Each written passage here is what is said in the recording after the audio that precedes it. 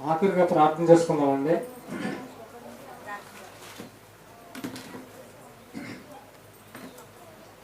కృష్ణ చెప్పిన పాఠం, మనం క్రైస్తవులుగా మనిషి ఆశతో బతకొచ్చు కానీ దురాశతో మాత్రం బతకూడదు. మనకున్న దాన్ని బట్టి తృప్తి కలిగి మన బ్రతుకులు దేవుల్లో కొనసాగించాలి. ఎస్, కోటేశ్వరరావు గారు ఇంకొక మాట అన్నారు. ఏమాట అంటే అది, ఇక్కడికన్నా మంచి బోధ జరిగితే మీరు ఎక్కడికైనా వెళ్ళిపోవచ్చు, మిమ్మల్ని పరలోకం చేర్చగలిగిన బోధ ఇది అనుకుంటే మాత్రమే ఇక్కడికే రండి అన్నారు. యేసుక్రీస్తు వారు వెంబడించిన శిష్యులు చాలా మంది ఉన్నారండి.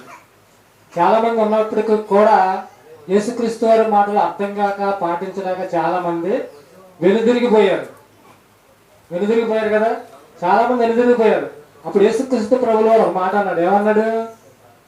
మీరు కూడా ఉంటారా, వెళ్ళిపోతారా? అప్పుడు పేతురు గారు ఏమన్నారు? నీ దగ్గరే జీవము కలిగిన మాటలు ఉన్నాయి. చక్కని మాటలు వాళ్ళు విన్నామండి. కాబట్టి యెషయా గ్రంథంలో మాటలు చాలాసార్లు చదువుకున్నాం.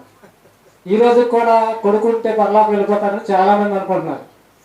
కొడుకు పుడితే పరలోకి వెళ్ళిపోతాం, వాడు తలకొరువు పెడితే ఎంత అసలు అవివేకంగా కూర్చుని మాట. అది దుర్మార్గుడైనా అది తలకొరువు పెడితే పరలోకి వెళ్ళిపోతాం ఏంటండి? మనందరి కొరకు యేసుక్రీస్తు వారు పుట్టారు. మరియ గారి గర్భం ద్వారా ఈ భూమి మీదకి వచ్చారు. అలాగనే యేసుక్రీస్తు వారు మన అందరినీ కూడా పరలోకం తీసుకెళ్తాక వచ్చాడే కానీ ఆయన్ని ముద్దు పెట్టుకుంటేనే మనం ఆయనకి తండ్రికి కోపం లేకుండా ఉంటుందంట. ఆయన తండ్రికి కోపం లేకుండా ప్రతినిత్యము ప్రార్థన ద్వారా, బాప్తిసం ద్వారా ఆయనతో సహవాసం చేసుకుంటూ, ఆయన కొరకు బ్రతుకుతూ, మన బ్రతుకులు ఆయనకు అంకితం చేసుకుంటూ, మనకంటూ ఒక మార్గమైన యేసుక్రీస్తుని వెంబడించుకుంటూ మనందరూ కూడా ఆయన మార్గంలో నడుచుకుంటూ వెళ్తేనే మనం పరలోకం చేరగలుగుతాం.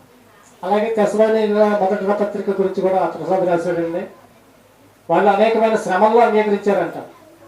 అనేకమైన శ్రమలు ఉన్నప్పటికీ కూడా అంగీకరించారంట. వాళ్ళకి హెచ్చరికగా మీరు అందరూ పరిశుద్ధులుగా ఉండండి, ప్రేమ కలిగి ఉండండి అని పౌలు గారు ఆ పత్రికను ముగిస్తూ రాశారు. మరి ఇటువంటి మాటలు మనం అందరం విన్నాం కాబట్టి ఈ మాటల ప్రకారంగా మనం అందరం జీవించాలని కోరుకుంటూ ప్రార్థన చేసుకుందామండి.